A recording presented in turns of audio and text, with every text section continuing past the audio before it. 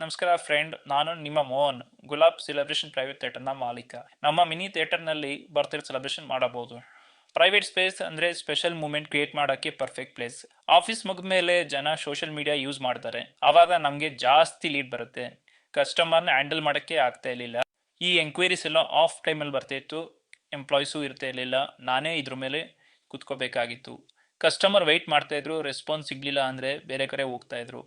Cost ಜಾಸ್ತಿ staff hire ಮಾಡೋದಕ್ಕೆ, ಆದರೆ ಬಿಸ್ನೆಸ್ ಹೆಂಗೆ ಗ್ರೋ ಮಾಡೋದು, ಇದರಿಂದ ಜಾಸ್ತಿ ಟೆನ್ಷನ್ ಆಗಿತ್ತು.